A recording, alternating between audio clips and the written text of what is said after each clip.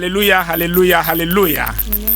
Hallelujah, hallelujah, hallelujah. Amen. Miape nukola lonoto tepe de sadekele medu agbefiane miakata. Amen. Miawenye Mighty Destiny Glorified Ministry International. Amen. Akpomile hokple akachi egbe monu popo ya sumia sibe miako agbenya akwa venami. Amen.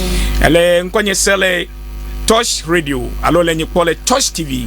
Chia kakplemi ne ma wo pe gbogbo na wo de kakplo le studio klima nyi kakple evinye shan kle evinye Michael nko ikemeto nye Prophet Victor Mensa wo de kakplemi adogbera exactement wo Prophet Victor Mensa vraiment wo meta pena le ka wo ya Yes. ko kata nyoro le Yesu Kristo to Amen. nyasianya yakado jo wo dola ma Yehowa na be yene yodo e watuka Yesu Kristo bankome amen. Amen.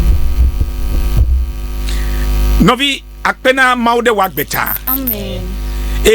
Be monu popo ya su miasi be mia vagbo agede wa feme wo do wo fe pli wa gbeme pli agbenyala le ncho ya oda ke ba ya le studio aja me yira eje da se gan odi alegbegbe egbechela da se wa gadiake tanovi da se ke la shiwa na no kraro na no toji ne mebe na foka kwa na yo mega yo nye personal line your studio line ne na dio pe da se ne ma tre enu now ma na yirao le Yesu Kristo Nazareth la pem come mia se mia pe ma onya gbanto le Habakkuk chapter 2 verse 2 to 3. Habakkuk pe agbanle tave pukueve kovana pukieton tete Yehowa donu nam glovena Nglong tegaladi. Yes. Na dede kpeji. Be wanya hlen boboe. Novi esiana nya tanya miafe agbenya be vision destroyers. Amen. Alo tado jigblen lao. Yes. Novi amadeli. Ekele wagbeme. Ekene me nyawola agblen wo tadoji. Tadoji nwe ke la siu. Yes. To wo devime. Yes. Tadoji nwe le enokli to sinao. Yes. Tadoji nwe le wonto asiu. Yes. Ayata de school. Ayata srondo. Be ya ba zo amenkuta. Yes. Tadoji ke la siwa. Ne me leme da siseson. Ne me dogbeda o amede agbleme. So we have vision destroyers. Jesus. Tadoji do me glen lao. Yes. Novi amema otogua only. O chaka plimi. Ole mi afa peme. Ole mi afa do fe o. Ole mi ola sieme. Ole office o. Yes. Ame gede pe tadoji glen. Nukata ala bena futo de chaka plo futo de gedo pe momen. Jesus. Nyeme nya tadoji ke la siwo. Nyeme nya beba da sine fife wo tadoji va me alo futo de glon. Ka ke la gbenya ya sesemede. Mo avenu be wo tadoji nwie. Avame. Ebe ngulon wutegala dadi. Bo tado jienye nui kolebe na lemeda si. Na ngule dadi. Na no gbedoda chou. Egbeka donada chou wo tado jiun. Edreka eku. Tado ji kalasio. Vision kalasio. Nuka jibe ya zu. Nuka jibe ya wo. Do naka jibe ni nasio. Okata enye nuka. Wagbefe mozozome. Amen. Ele wagbefe mozozome. Eneme nyawola. Amedeke na dogo. Holode. Novide. Méthode agbleme. Ame gede pe to me nwe gblen. Ame gede pe do na gblen. Ame gede pe tadoji gblen. De ame ke chiaka dogota. Vision destroyers. Vision destroyers. Yes. Sister Hlenemiji. Ela bena azagbeli na mtegala. Epe nu wole apetu. Azagbeli ne gakeba bia nyebe. Wo fa zagbe ne donu kai jona. Jesus. Ne wo ya ira yi doa. Na do jona. Na mede ma do mede de wagbeme. Be wa ba venu wa na de jona. Zigedea. Ne wo ya ira yi doa fi ma na ku driver di. Ne wo ya ira yi doa ya amedo togbe wa gede wo mome. Amedo togbe gede wa gbeme. Gede wo hame. Gede wo fome. Gede officer ya no si anu toto. Jesus. Novi nuka totole wa gbeme nuka gble now vision destroyers egbede mau fe gbogbo ne chiaka plo ne gede wa gbeme e to of you me e no of you me wo ganya me wo sro ne fe wo gbogbo me nyame but every vision destroyer must be destroyed. Amen. Yowea seda o ma susu nu nwie na o o ma gblo nu nyanwie de ketwon o yo to ekwenye be dole a wa blenu o agblenjo me amedo to nye be wa chotida nyi na o wa danu de zikpeji na o even driver wa danu de nu ka ofe stiaji alo ofe sit ji be ne nojia ne vo ne accident lo alo ne nojia na azudo no mele doke wore ame gede okpoma pasi amedo do ko to ba femo cover nu ka cover gbedo come o ma to anzo gake ozu afijo. Amen. Sister de le hole fi eto joa do le kwe da siete apokokove and the same day me badwa no come zodeji me be sister no kanya ope problem e be prophet no ke joanye ki reti gedenye yi ma to atuma zazolo do come dog bedakple no ma ke sister la to e la zone zo bada sene fifie. Hallelujah. Novi vision destroyer. Yes. Elebe no deda lo fe mome e wa deda lo fa gbeme no me doda ola no vi wa gbele to me ta wonte gala azangbele ne ka ke na azangba do le nu ka jona egbema gba o promise obi wa ko jona o te na va bank akoga e dola akasio appointment letter na ba ko ka ke esie dola na de tro enu make o ko appointment letter kona mebubu o tre nuka o tro lo fa gbeme Jesus destroyer ka lo fa gbeme me ka be ya maudu edabe ni aba gbele to meku ya zile kwa egbe ke ma fe gbogbo kokole agbasam le to wo to nya glodi la oji to sofo oji to apostle oji ya gazigale nade metua novi mele Yesu kafu now. Amen. Betado jike la siode. Ava me kokoko. Amen. Ne kwese na globe amen. Amen. Ne kwese na globe amen. Amen. Ne kwese na globe amen ake. Amen. Sister Helen Meji. Eye maflu ame o. Kene echi megbela. Po esinu. Kene echi megbea. Wonuka. Po esinu. Ne echi megbea. Po esinu amegede le maufa sinu po le maufa sinu po le maufa sinu po fifi eku mama vo eku togbevo ekpo dokio ntomi opo fe nuka bef nuka bef certificate ebe o epeke me hoekia me chi megbe la gbemi ela bena medele wa gbemela po amedele wa gbeme ne wo ya ira yidua na de jona amedole makudra akpodao makudra adunule edremo makudra badade ko gake ne wo ya ira yidua afi na je dremaku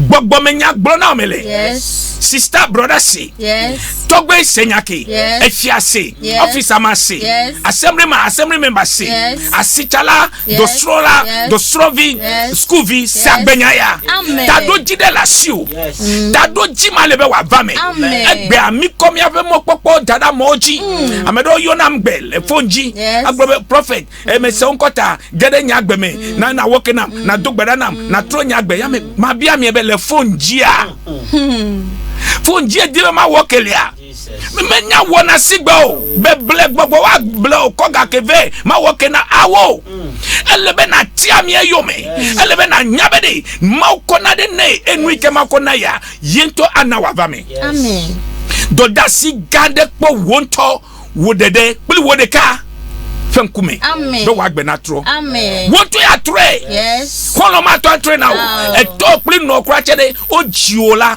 nu keke wa wona o na vo ta wonto ado wagbedo bo zigede la fome le fomeo etovio enovioa this vision destroyers are only novio nyonu atonye vision destroyer le wagbeme novio huntu atonye vision destroyer kono de la wo girlfriend wo boyfriend wo fome amedo osronye vision destroyers They are against you spiritually. Jesus. O me lo o fe jimele nwo. Yes. O le agbas o le chachale mo e vondona o. Ga ko le gbowe. O le kafula yeme. E pekemede. Yes. May the Lord expose every vision destroyer in your life. Amen. Vision destroyers so Yes. o gana the church so no gada wo hammer. Yes. Wa je to blena mo Yes. o to le hammer. Eleke ajamonya ajenyamanya ta oglo Jesus. to hamevio Yes. to nunolao Yes. ple elde so Yes. ano nyamanya ta oglo ga ke to le hammer. Vision destroyers. They can be with you. They can be with you. You can be in the same room, office with them. Yes. One onu blele unwe. Agbonya hebe o. Mega na medeke ne siolo. Agblele o. Mega chiniolo. Kake enye hono we. Mekala of agbeme sigbe. Yes. Nukata wa dongbe na ma vame o. Nukata me da dongbe na ne tama dokwa egbe. Nukata wo de tubima elebe ne dokyo nan kaka me de be ya deolo. Ami dongbe na wonu sia no be ya deo. Kaka nkeke dovo kwa osusutro. Jogbo voento abe ya banya ba de hono we. Alova de ofo metode. Tasu alo nodi ovi. Be presusu be na seveve. Yes. Novi say vision destroyers wa. Yes. They are woman being like you. Onya megbeto abewela. Onya wutu abewe. Yes. Onya nyonu abewe. Yes. Kwa menye gbogbovo onyo. Ow. Menya je onyo. Oto onya na je. Onya ne wutila meto gaza na je. Gake gedela onya wutila meto anu. Always they will invite you into longer conversation. Asem kaka. Yes. They will engage you Yes. to ekele kaka nyake voko keve. Ele nu fono be to le kole me. Ole nya kole me. Ole nya kole me. Yes. Kaka nenye weekend kaka Monday be ado dome. E dogbe na me de ke ko mi office. E tron kuda kabanto. Ela be na me de tewo nu mese. Konya de ba ko gloni.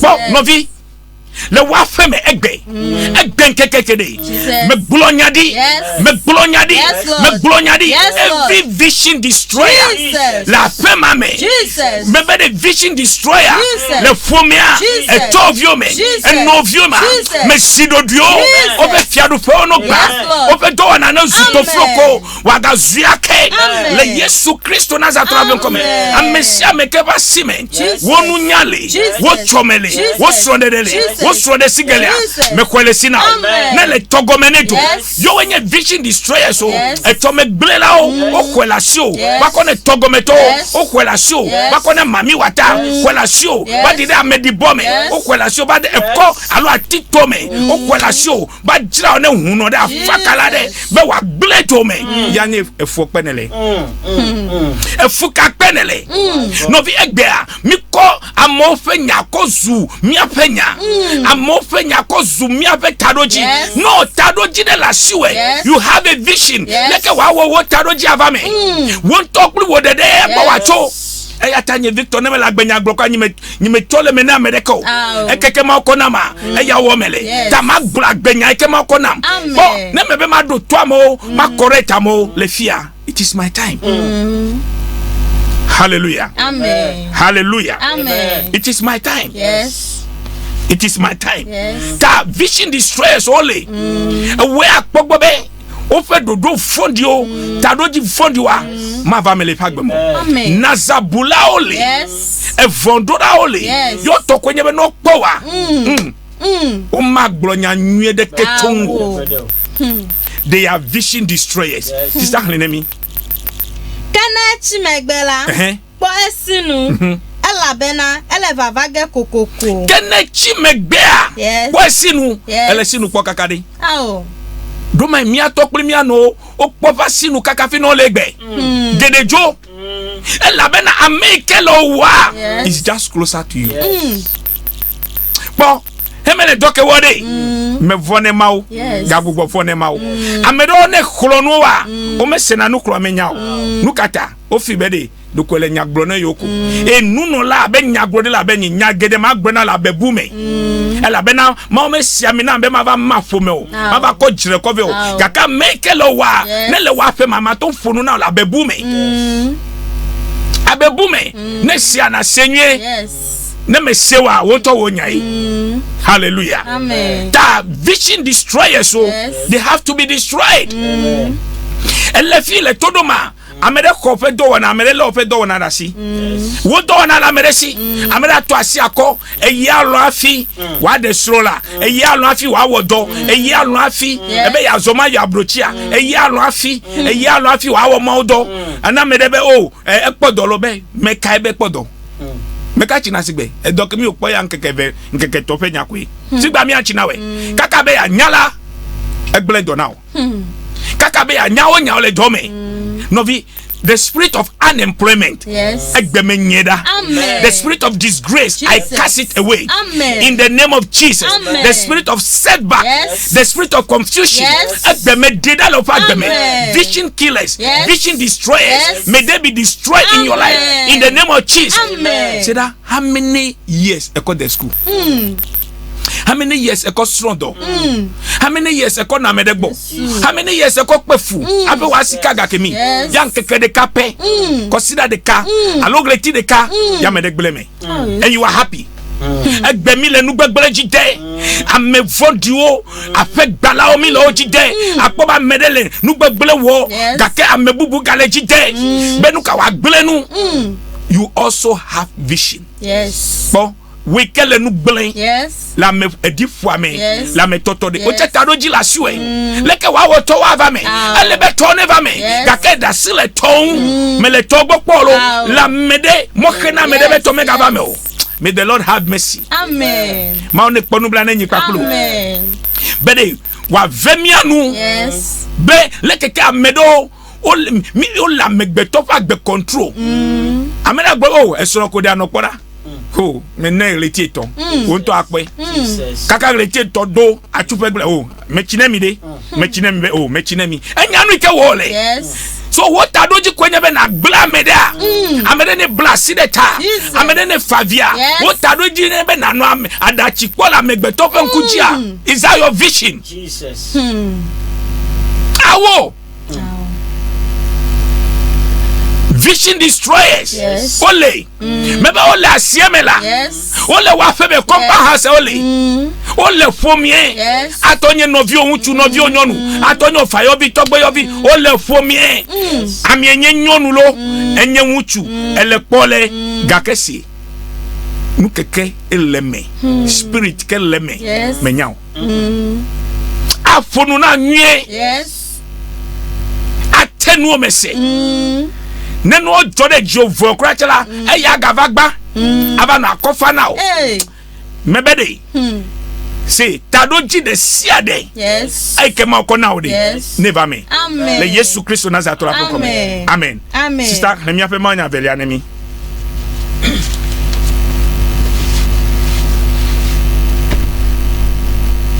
me afa manya vele anemi Matthew fe agbale tawe ton chokuku brave voene vado brave vadre yeah lombu buo ka dona obena yes jifo fiadu fela di ameso le nukunwe wumde ofe jifo fiadu fe the kingdom of heaven yes. It's like a man that sow a good seed yes in his farm edi amesi le nukunwe farm yes novi nukunwe ka farm nele afe amole trozu vonao Yes.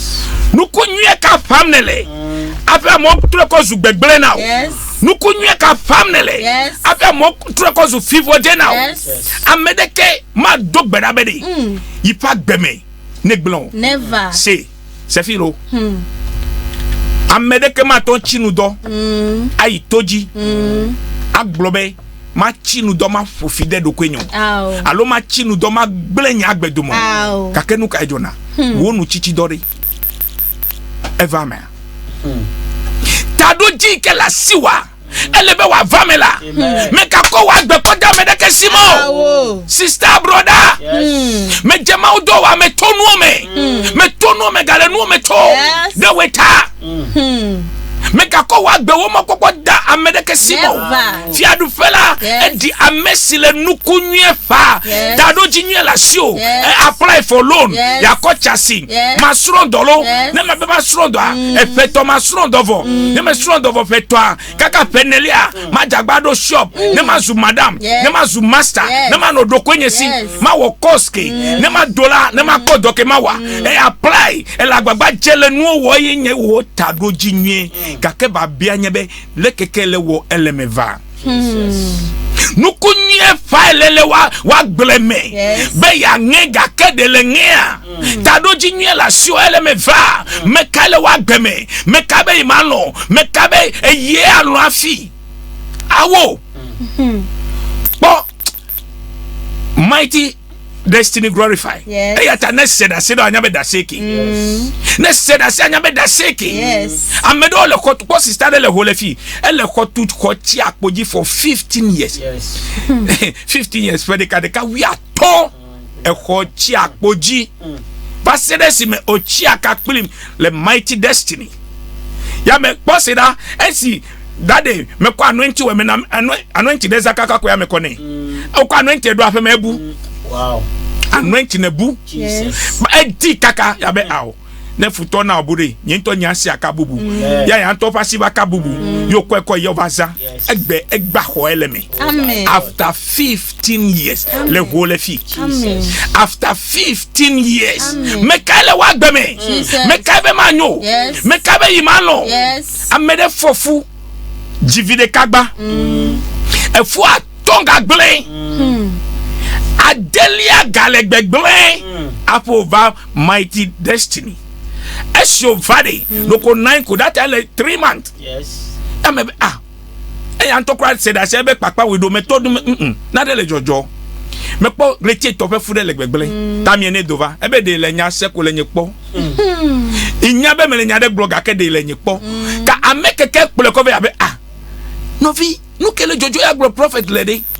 Egbe chuchu ta me be aw nyema wude me dana la pa ta funo betono chono dova afi okponu blani nam dova asibe ova me be sister how many months yo be trima me be we yo be nyatepe vule pagbale hu Jesus ta nono me keleke efu atongle adele ke jegbegbele ya me ko nyepe nuka back to sender o ya me dogbe ya me be ko me titira foji zele egbe ejivi gajike senya ko glora ebede eke fuole gbegbera o denu kafe eso denu kafe de o be enjoy mama mama mi va nyigbaji vide ka koji that's your vide kala ebe ipefu time aga jivio that since e ache jo mama la vide ka ko waji jake amisisi dele ye amisisi bubu gale musedele ye muse bubu gale break people dema Amen. That's me dog by that player. A fuma me blology. Yes. O gabubo jibubu. Yes. Le whole fee. Amen. Akache Josa. But a medical doctor be one la FVG daughter because of fibroid. It is multiple fibroid. Doctor be one data. Ya be out. O wo bete out. O dread de nuka a whole fee. A sijo. O yi kojo sijo kaka bedeka. Me no bedo da pele no katu ye o tru na de abe nuka la pasi o trivo tru noza fifia efofu ejivi evilesi e kanye to me kabe imano Jesus. Who is your destroyer? Who say e la betamanyo me kai mo fe un selesia e fonye davinye e la nigba keji ele fupe ele to do amegbeto ponu ke zura Jesus. Bono keke me tonu ke na du kwa zo agba Emele manya ke brada chile nkuji now. Yes. Ela bena do to amegbeto. Nuka amegbeto wo now. Ablo. Atoto. Mega ifiolo. Ekvi menyo. Do ma make mi lo wa. Enya bena chiaka kli ma fe hunse a. Yi fe hunse do ma agbele. Klene mi ji sister. Esi amodo anola. Futola va wugbre wuli de no. Nukata amiela chozame. Nukata wa toba mono dalo afi. Nukata wa to zaga we valo zagareka. Ape wa chwa ide ofanyigbaji. Nukata nenu nyo ofo yede. Ma ma yisamode esi amodano e chasi e yasime ba chakaka de tewo mranya yenye ma mede geda anyi ba oji amede geda wonu jirafe amede geda wo stomonu yo wonu ke olebe na wa ameke mi kie chede e gale chichi na be de o chechi ko do la me ble o di tepede na no e ya ele wa bo nyak blodi nukwasi onye be mana vunku now na kponu ike ejovai le jojo bili abajore nukwasi e nyak blodi enye nuka nuike jovai nuike le jojo bili nuike abajo the past, the present and the future but ne me nyawa be ble gbogboma ameke lo wa yakia na down do now ameke be manyoa e yakia na down do now bale ko totora e do ke wole o fonu na kaka wala me fa asika chale e dasilo kaka be adasilo de ameke ke fonu na be doke mi wole me nyola amiela ke kaka be anyabale wa nu kailo jojolo fa gbeme nene ji esi amodalo nu kaijo kes nu lachi no esi amodalo gbugbo emegbe esi amodo anola ebe futola va wugbe wuli ade lu odome ojo ebe futola va wugbe wuli de lu odome ye ojo nu kata onye zame bo apeno de le hole fi ever me no church na me be mama fika cho yo fika cho ya me be na yide le nkude wa fe me na cha fe ko me nwie nu ke kpo na ba china ya ko von esi oyila echa efe ko me cha fe ko me that day ekpo jonu kola different colors so 7 wow lepe khomele kona me le nuka explode do me Jesus ekpepe jicho you be prophet I'm surprised tika nuke cho nyekpso nyekpe vinyo le khome esuro nyeme galio e vinyo be tojo nyedika ko soso tika nuke cho fika ocho enu le khome wow bo nu le jojom Jesus nu gale jojom yes bo nuku kamede fado pa gleme Jesus be wuli kamede fado jio yes nene mi kabane ma dogbeda pala mo kesi nu lachi la wo chekula be wuli ahado epa ko se fimi e won to ekele todo keep quotation na khleji sida enu lachi agbe wuli ahado edo suro de yiro suro wede edo dowayi edoade esronde yere esronde because gbogbode lemewe gbogbode chiakaplo gbogbode dewe ya fike na yakpo katutu to be menyo esinu alachi egbe ahachi enu ami egbe ahami egbe mi agbe de lawete mi asemebe ne fanuku dagbleme ya na ejo le nuku ogba leke wa no nuku okpligbe obeke wa so egbe wa kho enuka nu dudu le nuku osi da nuku achi pepepe le feme kake ma chew gbogbo ikele wa gbema eye ta me to le suro podo oro gbogbo ikele wa gbema ye ta ne wo do mele tapo ne o gbogbo ikele wa gbema ye ta me ne keme le okodemo gbogbo ikele wa gbema ye ta no ne drovode ku gbogbo ikele wa gbema ye ta work for nothing elebe gbogbo la na deda amen. That is why we have deliverance ministry. yes We have prophetic ministry. yes Bo eke nyento me koyoyo a ne de mema do to amegbeto a ne nyento me da sele don ka kamenya megbeto yomo ma we yom Yes amen me glonyadi yes ko wasi dare radio ji yes kwasi ko dare TV ji kwasi dare te fake love yes kwasi ko dare o fe talo fe ngonu yes kike me fa pa de sia de kele nye komle le to domle yes ma fe gbogbo ne chia ka pelo amen me dogbeda gbantobede. Yes. Nouveau de sia de kewo. Yes. De maun. Yes. Me bia chochoke now. Amen. Da me beton. Yes. De ton. Yes. De non. Yes. Me bia chochoke now. Amen. Nouveau ke jama de toro. Yes. Me e woketa. E bloleta ya gle jome. Yes. Okoko le chacha. Me ya gle joma. Me bia chochoke now. Amen. Le Yesu Christ nazatu la benkomi. Amen. Azo me dogbeda. Yes. Zandoma dans le feu bobo. Jesus. Me te freedom. Amen. Me dogbeda. Yes. Le Yesu Christ nazatu la benkomi. Yes. Be vision destroyer. Jesus. Nous brûlons les siades. Jesus. Le wagbeme. Jesus. Et toviome. Yes. La siome. Yes. Le tofeo. Yes. Me totofe dodo kata. Amen. Nous si anu ko wude wa feme. Jesus. O wude wa gbleme. Jesus. Wonu jirafa. Jesus. Me za Yesu Christ Yes, pe vous. Lord. Me ko te freedom. Amen. Me tutu kata da. Amen. Nous si anu ko dejesi. Jesus. Wongonu. Jesus. Ela nye mark. Alo Jesus. gbogbo me max. O Yes. dio now. Yes. Bonyo no ejetugbe. Ntomi amedebe aw.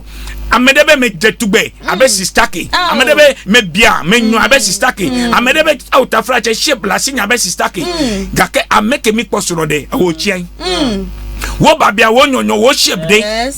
awo o fanu kudere wa gbeme Yes. gbogbodele wa gbeme Jesus. me chure fifila Amen. me chure fifila Amen. me dowo na do Amen. me dowo suro de do receive me it. dowo afedo I receive ko ma it. fa me nu bebe I receive ko it. pototo I receive ko it. yaira I receive vision it. destroyers Jesus. must be destroyed. Amen. Some of them must die Amen. in the name of Jesus Christ. Amen. Nuku vondio Jesus. tadoji vondi Jesus. susu badao Jesus. ekele amondewu Jesus. mete freedom Amen. amoko badao oko le nya badao brodewu le fipode nya Yes, bro Lord. over jirao ne togometo over jirao Jesus. na mekuku Jesus. over jirao na mechia aba Jesus. over wonuo bene na accident Jesus. o wa megbagbe a won ko wo picture wa wudodo la me di bome me tuka o fifila Amen. me tuka o I receive me it. tuka o I me receive tuka o it. I le receive Yesu it. Christ na zato I abekome receive it. eta la me de ve fifila Jesus.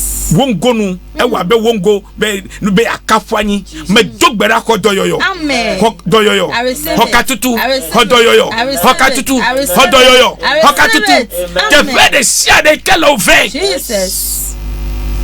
te fe de sia de kele ove fifila Jesus. ko doyo fe un se Amen. nyema akpena o Yes. Yes. be wo doyoyo pli wo gbogbo kokko fe un se didi Amen. de towoji Amen.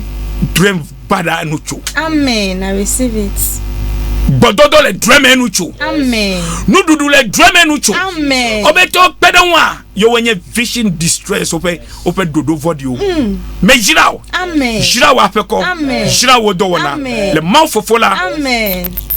mau vila Amen. le mau gbogbo kokko la fen come Yes, Lord. amen Amen. game soazo be ma se da se ncho me yira jelefi da se do la sio me to di ncho jagbagba ne na di da se fifi lai akpo number le scrimmage foka nam le 059 64 29 746 allo 050 64 07 556 foka nam fifi lai touch TV play touch radio betele do ate go hello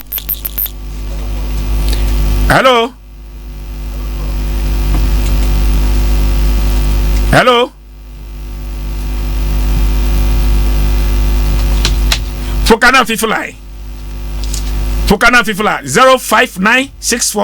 05964297746 boss television e jakpo number e we kele radio gba jagba na 0506407556 hello ya medeku kogbeji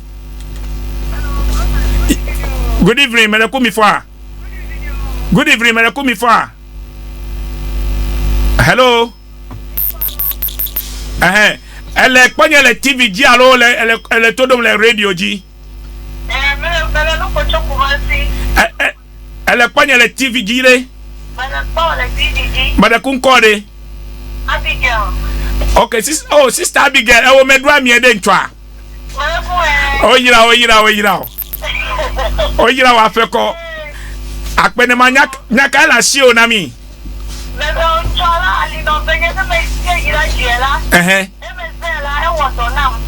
Jesus. Ali no ve. ali no ba be nkekene na lo kosira ne alo leti ne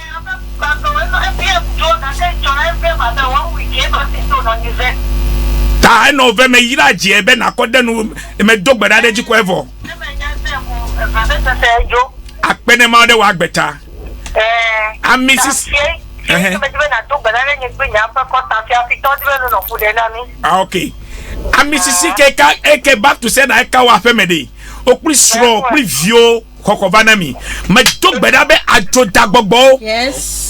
o fe Dominic Glen no gbona mi agbola vivitina chioji le Yesu Christo Nazareth aven come me bia ma pa me no bebe now le kumasi anyigba eke jim mielea e do fe mieva me dogbada be gbogbode se de ka chongo na mia ma fe gbogbone kemo now le Yesu Christo Nazareth aven come amen Sister Abigail o yira o pakuli wa fe ko God bless you oja fukanam hello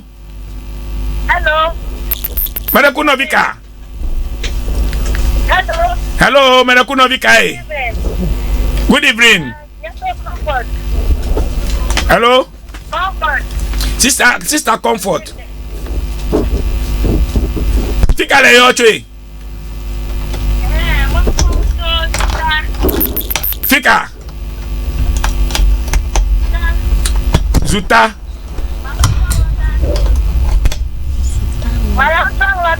Angloga, okay, Angloga, oyira. Yo, oyira ha. Nyakala sio nami. Hello?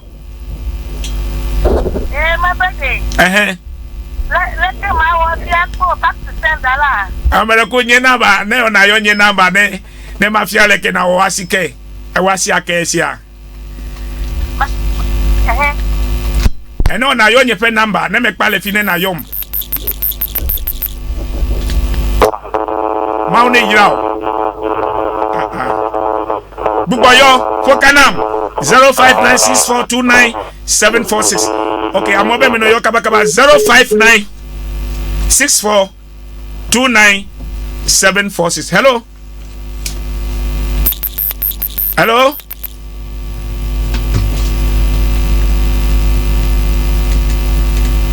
050-6407-556. Hello. Yeah, Merakuno Vika. We are moving today. Today, Merakufika Yocho.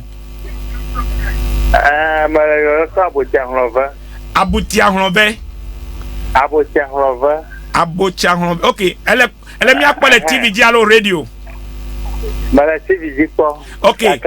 Eastern region. Oh, okay. Eastern region. Nuka mawo na ntwalo nyakala sio.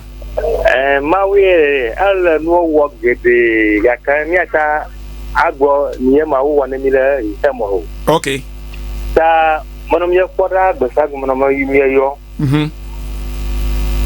Mawo le hema na mala globe mawo mala isemo la ebrodo kwi. Yeah.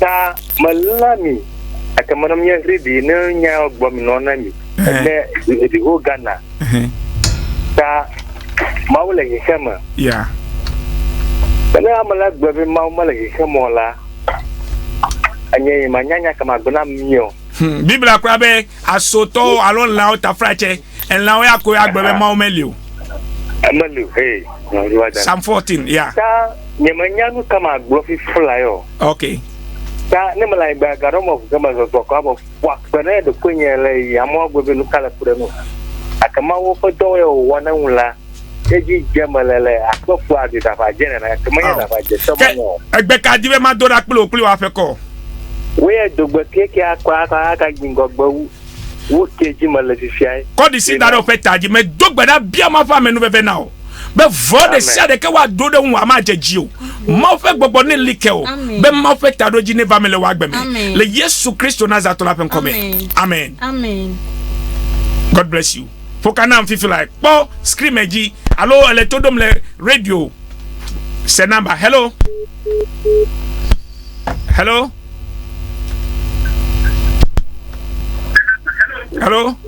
Maraku ne you ana tedale na bobo radio alo na bobo TV alo na tera le gbomaton doto mesi bo wa de ole kaji hello ya mere kuno vikae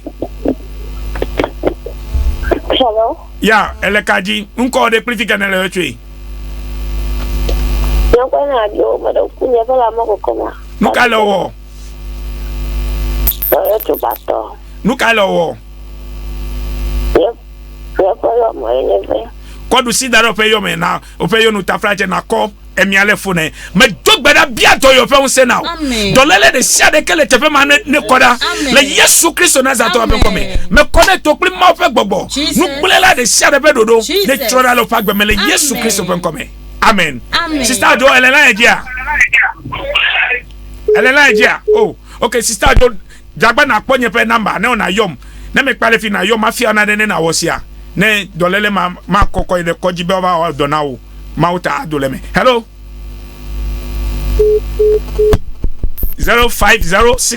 0506407556 Pokanam ne da se de la show Malayoro. hello hello Mele ku tera yes ele ji tera le TV egbo Good evening. good evening tera le TV egbo vie ele kaji fika le yo twe hello ele kaji fika le yo twe sister mede kuku ne yo ne be yaga no eto dom le TV ajia adefunami hello ya mede kuno vikae Marapu na Doris. sister Doris Tofika Marapu chobo. okay o yira olo Amen. luka ma wona ncho ya odagba lo fifi anyaka la shi onami Marapu fifi anya ni nyo na do gbara papi. kodu si dare of akota me dogbeda bia doyoyo ple katutu pe unse now alive mana ne deda kodoyoyo le Yesu Kristo na za to la pen come amen sister Doris o ya akra aboto kata me bia me no be na kachito hello ya me kuno bikae Marapu no vi Fidelia. sister Fidelia Tofika Tofika tera le TV on vide So agbo ko ele mi akpo le TV dialo radio ele mi anko se Marapu. ebe TV di Marapu e. okay nuka be ma one wone sister Marapu ma one tranye kwenchinya. nto me yira jere e wode a Marapu ye wa to no TV. oh okay ole nya de brother no egbeleba kodu si that of akota me dogbeda be ma one trophy huntinya amen sia me ken no de wo ya yira ji a me deda gbogbo kokko ne chiaka pelo le Yesu Kristo na za trophy come e me bia me no be na gbo kopе to kata le Yesu Kristo ben come amen Fokanam hello Good evening. good evening me na kun ko pe fike na le otwe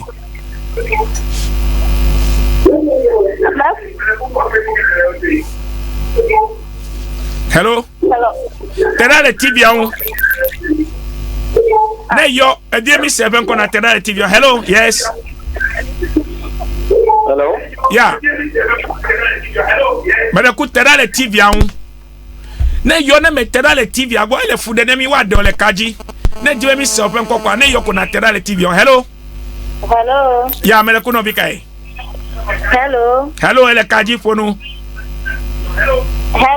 hello ele kaji sister fonu Mere ko yana bebele me yo chakati. oyo na beleke Akpene mere yo chakati. okay le kenya akachi to kata fo a Mebe de nye sore femele yo ya mebe na do gbera kulimulo. oh ma do gbada kpolosia na jagba na do go ya dagba ma na akachi esia Yo. enyami agba okay ya dagba na jagba na chaka kuli ma dolia won to le be na trono no me dolia na de ne ma kase nkro ne ma fia photo be esia me dog beda be ne gbogbo voda pe do na anu am tefri de me na wo to fe no me che mawu ne na ko sijeje le Yesu Kristo na za to rapen come amen God bless you me bia me ne mighty destiny glorify tokata wo kula kachi bra me sia me kele todo ma ne ya hello Fokanam Hello. Good evening. Good evening. Maraku baba mi akpara ngela gbadodorama. Okay, fika le yo tui. Mebe ku won kokuli fika le yo tui. Maraku kwanye masoda malaho. Okay. Nya fata no pete mango yimo. Dan le ko fika. Nyeta. Wata lo eta. Eta. Anyeva. Nya dono. Amarosi, angofla maji agbarudu. Mi akpede wole gbadodorama kake elebe ne wona de ko se fa fo na ba kpom sia. Nu gedele la nyimato brona ole ya pala ju na ba ma fia ona de. Esemede. Esema onya de amedo to na zama aba danu da mo pa anyigbaji. Nu mai cover wa wo menya olo. Ta elebe o chene enuka na nyamo ekeji na tobe na mede dovu na doleme. Amen. Tane chiaka klima ma fia ona do chena wo. Alebe ma fa menu bebe a chiaka kplo ha. Ma dogbeda be vone si ade ma oni de oleme. Ma ne le wo do wona da si. Be do wona ne keketa. Futola pasio kata ne landa. Le Yesu Kristo Nazareth la fen come. Amen. Sister Oyira, fokanam novi. Hello. Hello, mena kuno bikai. Mena kumela yo to peki menya kwekwerem. Mena kumela yo to peki. Ya kwekwerem le mokaji. Le nyebe la messe yaume.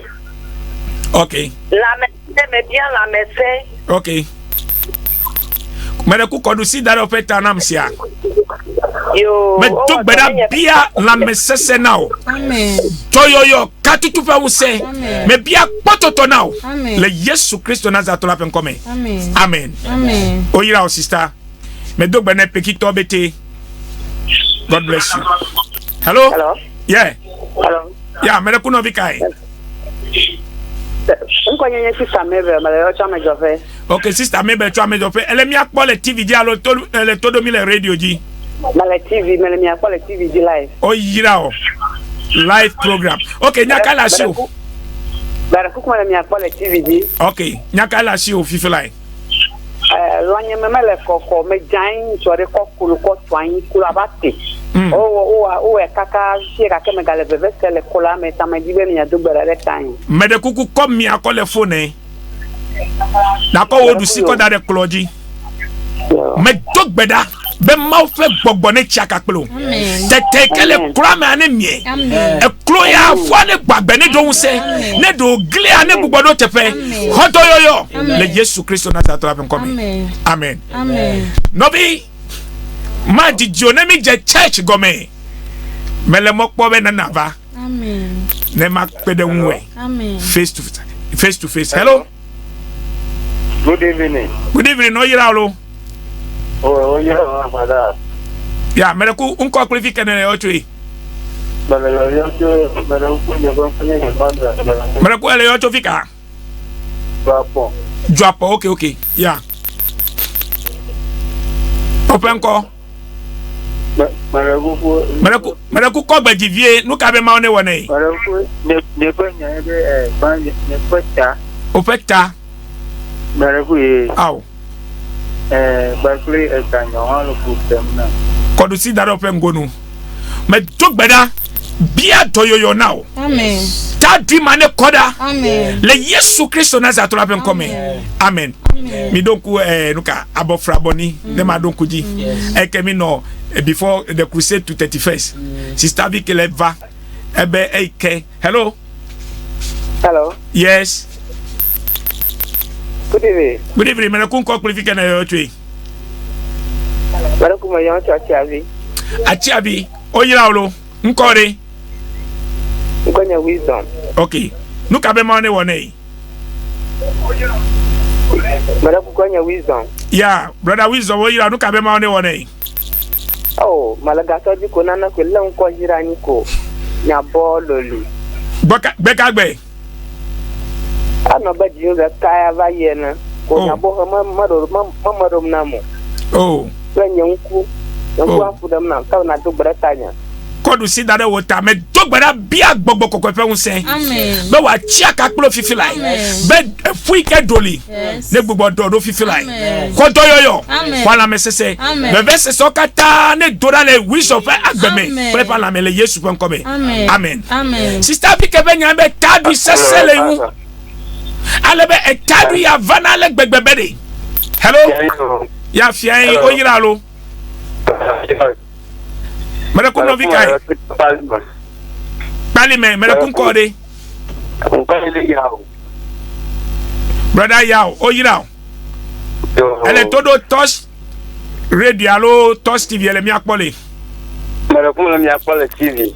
God bless you nyaka la sio Majika la tebora kwa na mo dola do majana dina mo ko gala manya do kama na ko danyo ko danyo ko ti manya do kama ko ga ko ti abuvi la sinye e gabuna foya ma bialo bare ko wo gado to afwa bare ko yo foya manya lu na ko ga ko sanya je do vinyo wa je do docteur avala ha futo ikef pa selo se foya ewa be wuture elebe na deko sefafo na gbedeka na ba dogom esenye penyama mere kwe wa menye sigbode nu ya no jikaka leke na kpoga ko so ajedo leke na kpoga ko view ajedo me dogo gede nto na mi ele gamele so afie me fa e ganya va ko tototo va me dogbeda bede fisi afike wo foya le todom le anono me manu necho Amen. gbogbo voi ke o nyele wa gbema me te freedom me glonya dia be nya glori la do yo preka tutu nenye foya auto le Yesu Kristo na za to la benkobe amen se sister ke beda se benuka e tadu se sele yu albe tadu e vanale gbegbebenuka e be customer de le isi asigbere si ale aba bi ebe o ko new product cover new product wa nyenuka atama ko donade ngati me nyonu la tamagbo because of a tadri novi a tadri anu ale gbegbebede na yi dome meto nayu ele dosron nu toto do fashion and designing da bene seha de fe tomela ya jole tepe na yi church pe no anojiku na yi ale gbegbe yi the church the sofogbo wo the sia the aw da se ke di le fika abofra boni crusade mi wole hole fi abofra boni ebe na yi wo the sia the bete awo e tadwi no bi e tadwo pa de ko wa be do to the town me ebe do atama bete aw na bubu vai aga play atama jira la be o eke galengo deke iflekaka ebe atiko de ko ipaka atiko dadile Jesus kaka zigbanto ba dogom le mighty destiny glorified le whole le proserium allo Freetown allo Donokoji allo Godopi Junction le fimide dokome dogbera pele ameko back to said am spray le kwevo evo that de menoka tuide no do chope ngatime plepe nume etadu ejo novi nuku kamede pa de o chemeo nya voka mede blode chiwe fifo de kame gedo meka fofidao meka fofide tovio meka fofide novio makwa mesiswe hello alo maga kwa mevere hello mere kuno vikai hello Mighty Destiny Glorify Ministry International higher eleho alo jere kala kachi hello prof yes sir no ko Richard Akachi Richard Akachi attention sana artist like a villager no nya follow yo nyakala show ne dukoi kele todomi na John Chocho for Wisban di camera grapher la fipo Wisban alonu niya Wisban inu japele kikpo yeah nu kajo ema dogo se salary ba alichi 4 months kata ya magate tuna ina domo oh